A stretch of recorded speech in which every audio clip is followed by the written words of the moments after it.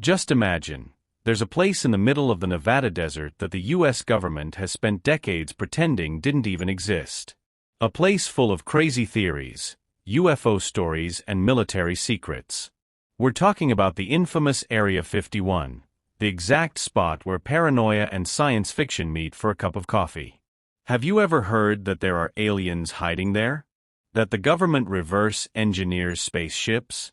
Or that anyone who gets close to it mysteriously disappears? Well, this base has become one of the greatest mysteries of modern times. And the best part is that the more the government denies it, the more people believe that something very wrong is happening there. So let's take a look at the history of this place and understand why it became synonymous with secrecy, conspiracy, and of course, memes of people running like Naruto.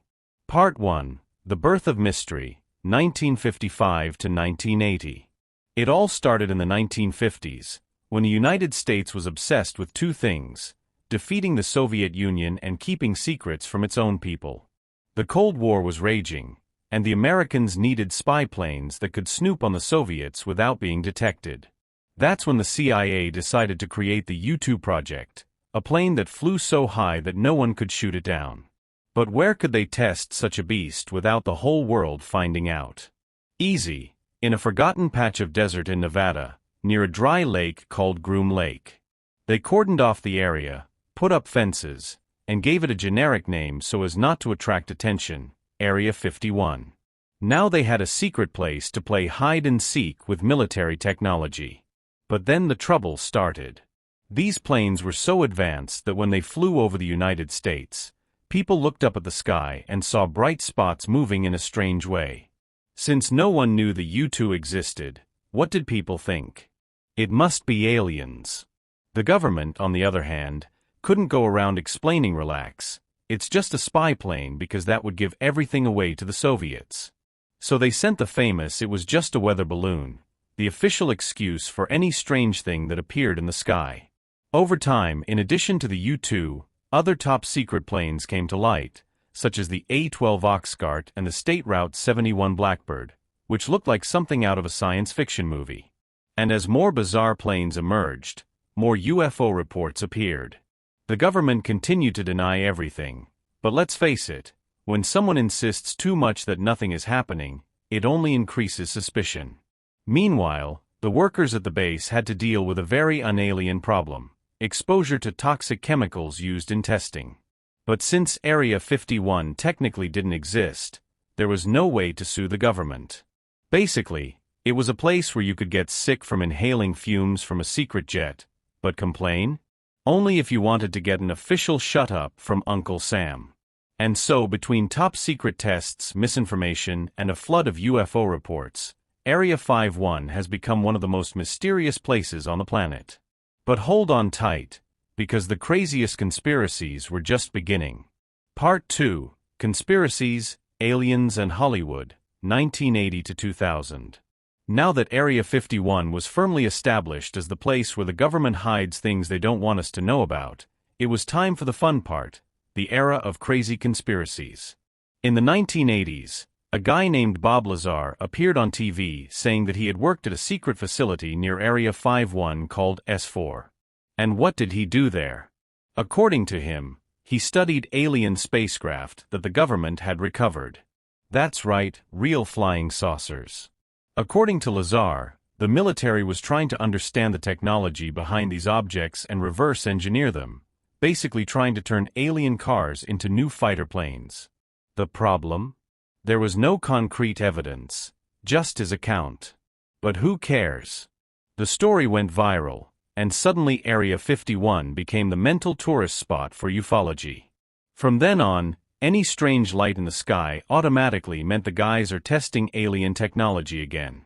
Meanwhile, the government continued with the old "I don't know anything, never heard of it, next topic" approach. But denying everything only made things more suspicious. When you say don't look behind that curtain, guess what everyone wants to do? The media jumped on this bandwagon. The 90s were a perfect time for pop culture to turn Area 51 into the epicenter of extraterrestrial conspiracies. The X-Files? Sure. Independence Day? They destroyed the base with an alien ray. Men in Black? There were aliens working there. By this point, fiction and reality had become so intertwined that no one knew what was true and what was just a hoax.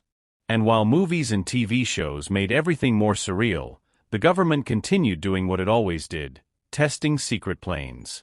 It was at this time that rumors emerged about a new project called Aurora, supposedly a hypersonic plane capable of crossing the sky at absurd speeds. And if a plane already made people scream, it's a UFO. In the 50s, imagine a thing that flew faster than a missile? Reports of strange lights, explosions in the sky, and ominous noises continued to mount, and more people wanted to know what the hell was going on behind those forbidden gates. But officially, Area 51 still didn't exist. The government pretended not to know what they were talking about, even though satellite photos clearly showed a huge base in the middle of the desert. Thus, Area 51 has become the VIP club of conspiracies. If there is a mystery big enough, it will somehow end up being linked to this place. And the funniest thing? The government helped maintain the mystique by denying everything. All the time. If they had said from the beginning it's just a military base and given a tour of the place, half of these theories wouldn't even exist.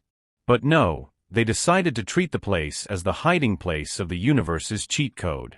And so, between reports of spaceships, rumors of alien engineering, and Hollywood turning it all into entertainment, Area 51 became a true modern legend. But hold on tight, because the internet age was still going to take the joke to a whole new level. Part 3, Memes, Naruto Run and Official Recognition, 2000 present. If Area 51 was already a huge mystery in the 90s, the arrival of the internet took things to another level. Now, any nutcase with a connection could create absurd theories, gather dubious evidence, and spread the word that the government is hiding aliens. But before we get to the full extent of the joke, let's talk about the historic moment. In 2013, after decades of pretending it knew nothing, the CIA finally admitted that Area 51 existed. But calm down, no flying saucers or aliens. In the official report, the base was described only as a spy plane testing site. Basically, the government said, "That's it guys, you can go home." Except it didn't work. Because, let's face it, no one believed that a place surrounded by so much secrecy was just a flying club for secret planes. The report explained some strange lights in the sky, aircraft tests, and the rumors of UFOs, people seeing the planes before they knew they existed. But no one bought that story 100%. After all, almost 60 years had passed since they denied everything, and now this was it? Very convenient, right, Uncle Sam? Then came 2019, the year the internet showed that nothing beats a good meme. It all started with a Facebook event called Storm Area 51, They Can't Stop All of Us. The idea was simple, gather 1 million people to storm the base like Naruto and discover the government's secrets. The event went so viral that it made headlines around the world.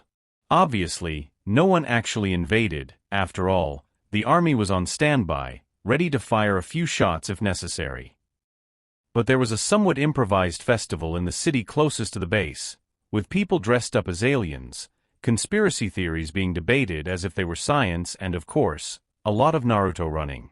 In the end, the event became a huge meme, but it proved one thing: Area 51 remains the biggest mystery ever officially denied.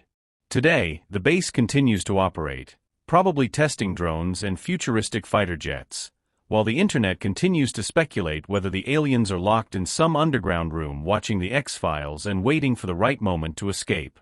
Are there aliens there? No one knows. But if one day they are revealed, we already have a plan: run with our arms back and free our intergalactic friends. So that's today's video. If you liked it, subscribe to the channel so you don't miss the next videos. See you in the next story.